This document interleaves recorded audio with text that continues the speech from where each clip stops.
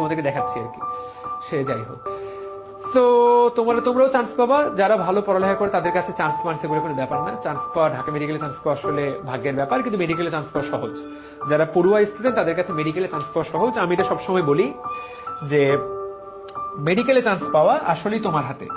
মেডিকেলে চান্স পাবা কি পাবা না আল্লাহ পাক তো উপরে লিখেই রাখছে, বাট এইটা ভাইয়া তোমার হাতে, দ্যাটস ইন ইওর হ্যান্ড। তুমি যদি বলো ভাই আমার ভাগ্যে ছিল না বলে মেডিকেল চান্স পাইনি, আমি এটা কোনোদিনই বিশ্বাস করি না। কারণ 70 বার তুমি পাও নাই, এখানে ভাগ্যের কোনো রোল নেই। হ্যাঁ, ঢাকা মেডিকেল কলেজে চান্স পাবা কিনা, তুমি টপ 10-এ টপ 5-এ থাকবা কিনা, টপার হবা কিনা, এইটা আল্লাহর হাতে। কারণ তুমি তোমার সর্বোচ্চটা করলা, তোমার চেয়েও বেশি কেউ ভালো পরীক্ষা দিয়ে দিল, সো দ্যাটস ইট। যেমন আমি আমার মনে আছে আমার পরীক্ষাটা আমার খুব ভালো হয়েছিল। আমার এখনো মনে আছে আমি একবারে 81টা প্রশ্ন দাগাইছি, মানে প্রথম 40 মিনিটে। পরবর্তীতে আমি দেখলাম যে এই প্রশ্নে হাইয়েস্ট আসবে 95। আমার একটাই লক্ষ্য ছিল মেডিকেল ভর্তি পরীক্ষায় 95 পাওয়া। আমার সময় পর্যন্ত কেউ 95 পায়নি, আমি চাইছিলাম আমি সেটা পাবো।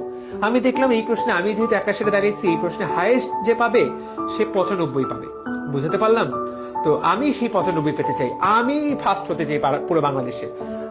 আজকে মনে করো তোমরা ডিএমসি নিয়ে অনেক ফ্যাসিনেশন বা অনেক প্যাশনেট, ডিএমসি নিয়ে আমার আলাদা কোনো ধরনের কোনো প্যাশনই ছিল না। আমি একবার ডিএমসি তে আসছিলাম রাজু কলেজের লাইফে, ক্যাম্পাস দেখে আমার মনে হয়েছিল এটা কোনো ক্যাম্পাস, মানে এইটা কোনো ক্যাম্পাস, মানে এইখানে মানুষ কেন পড়তে আসে।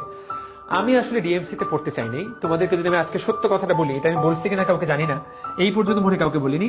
আমি ভাইয়া ফার্স্ট হতে চাইছিলাম, that was my only goal. First হতে চাইছিলাম এবং 95 পাইতে চাইছিলাম। পরে যখন দেখলাম যে ফার্স্ট হওয়াটা তো আমার হাতে নাই, 95 পাওয়াটা আমার হাতে, পরে আমি আসলে আমার টার্গেটটাকে চেঞ্জ করে 95 পেতে চেয়েছিলাম। এবং 95 পেতে চাওয়াটাই ছিল আমার লক্ষ্য। এবং এই জন্য পরীক্ষার হলে আমি 93টা দাগাই। এবং আমি জানি যে এই প্রশ্নে 2টা অপশন নাই, মানে 2টা ব্ল্যাঙ্ক, তার মানে ওই 2টা মার্ক আমি ব্ল্যাঙ্ক রাখি, তার মানে ওই 2টা মার্ক আমি পাবো। আমি আসলে পরীক্ষার হলে 95 নিশ্চিত করেই বের হয়েছিলাম। কিন্তু 95টা যদি নিশ্চিত, কিন্তু শেষের ওগুলা তো কিছু তো প্রশ্ন তো আছে যেগুলো আমি 50-50 চান্স মেরে দিয়ে আসছি। তো দাগাইছি এই কয়টাই, কিন্তু দিন শেষে আমি পাইলাম কত? দিন শেষে আমি পাইলাম হলো 83। এবং আমি হইলাম কততম? আমার লক্ষ্য ছিল ফার্স্ট হওয়া, আমি হইলাম হলো 5th। বাট আই থিঙ্ক আল্লাহ যা করে ভালোর জন্য করে। আমার মনে হয় যে 5th হওয়াটাই আমি ডিজার্ভ করতাম। ফার্স্ট হতে হলে আরো একটু পড়ালেখা করতে হতো, সেটা আমি করিনি, এটাই সত্যি। আমি স্টিল নাও রিয়েলাইজ করি যে আমি আরেকটু পড়ালেখা করলে, অবশ্য আরেকটু পড়ালেখা করলেও যে ফার্স্ট হতাম, নট ম্যান্ডেটরি, এটা সম্ভব না। বুঝতে পেরেছি? সো এইটা আসলে আমি বিশ্বাস করি যে আরেকটু পড়ালেখা, আমার মনে হয় যে 5th হওয়াটাই ভালো হয়েছে। ফার্স্ট হওয়ার অনেক কিছু সাইড ইফেক্ট আছে। যারা ফার্স্ট হয় এদের মেলা কষ্ট, মানে মেলা এদের ঝামেলা পোহাইতে হয় মেডিকেল লাইফে। সবাই ধরে নেয় যে এরা দুনিয়া সবকিছু পারে। আরে ভাই তুই পড়লে না পারবি, পড়ার টাইম পাচ্ছিস না। তো এটা কিছুটা ভালো ছিল। তো সেই জন্য আমার মনে হয় যে খুব ভালো হয়েছে। বুঝতে পেরেছি?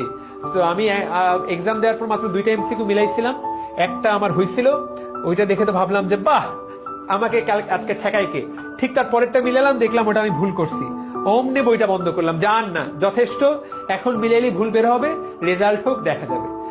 তো দ্যাটস ইট। বুঝতে পেরেছি? So thank you. তাহলে এই হলো কথা। তোমাদের সাথে আমি রেজাল্টের গল্পটা শেয়ার করছি। আমি যখন রেজাল্ট পাইলাম তোমাদের সাথে শেয়ার করি না? চলো আজকে তোমাদের গল্পটা বলি। তোমরা তো আসলে পড়তে পড়তে মানে কি বলে অনেক ক্লান্ত হয়ে গেছে, তাই না?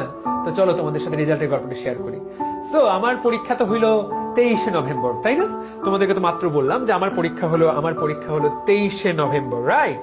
তো একদম সবার শেষে, মানে এখন পরীক্ষা তো দিছি। ও, যেই কাহিনীটা বলার জন্য এত কিছু সেটাই তো বললাম না।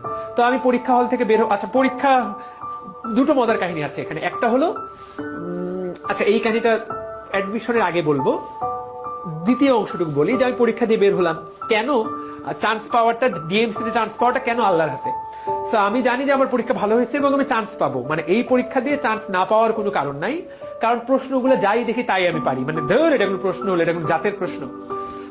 আমার আব্বু বাইরে দাঁড়ায় ছিল পরীক্ষার হলে, তেজগাঁও কলেজে আমার পরীক্ষা ছিল, আমার বাবা বাইরে দাঁড়িয়েছিলেন। তো বের হলাম, অসংখ্য লোকের মধ্যে আব্বুকে খুঁজে পেলাম। আব্বু শুধু আমাকে একটা কথাই বলেছে, বেটা কি খবর বা বেটা কি অবস্থা। আমি এটুকু বলছিলাম আব্বুকে যে আব্বু আমি ঢাকা মেডিকেলেই চান্স পাবো। যদি না আমার চেয়ে 200 জন ভালো পরীক্ষা দেয়।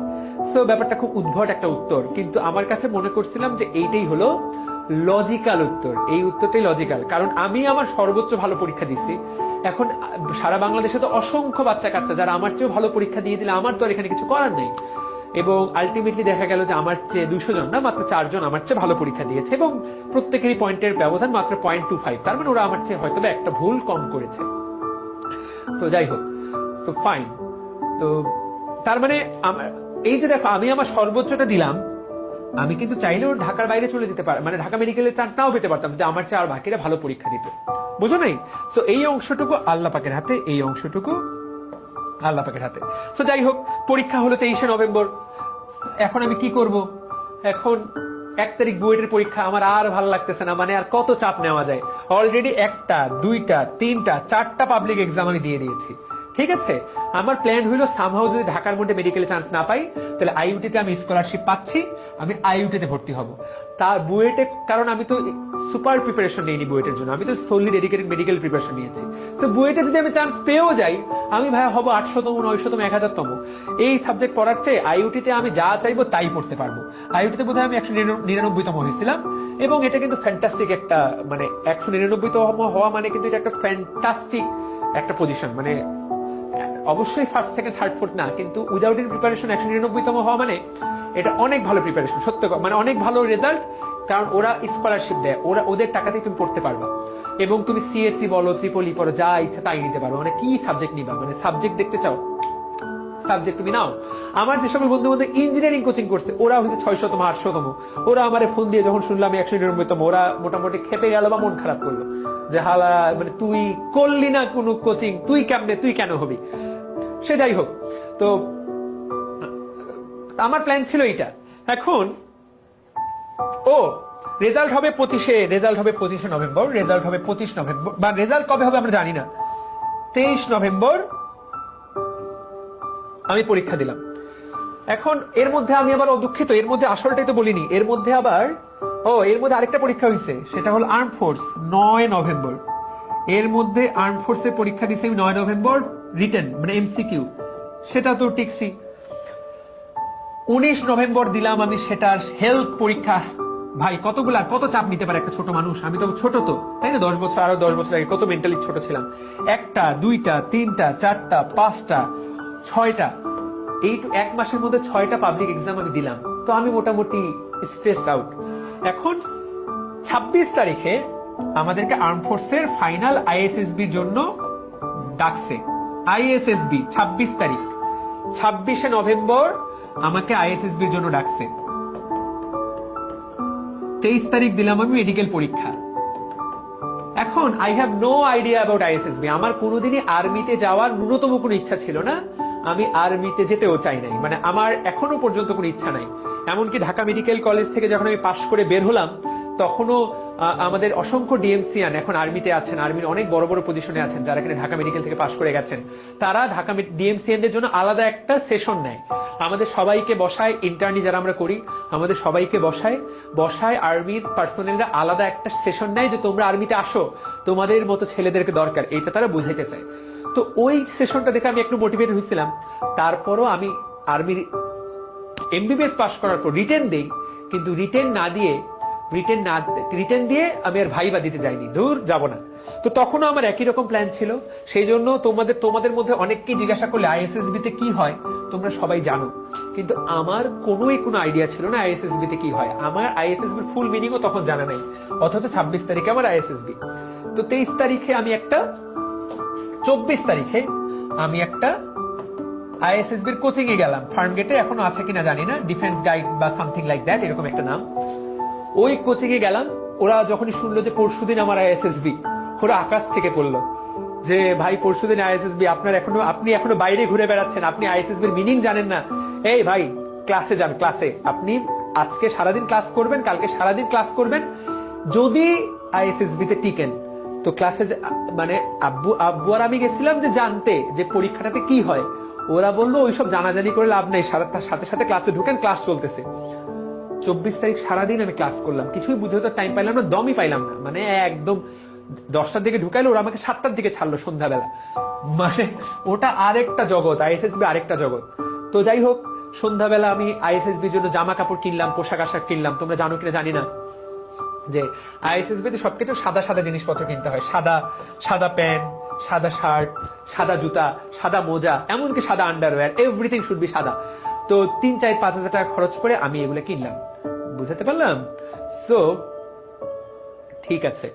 তো তারপর 25 তারিখ আবার গেলাম, কারণ আমার হাতে মাত্র একদিন আছে। ততক্ষণে আমার মাথায় চাপে বসে যে আইএসএসবি আমি কিভাবে পার করব।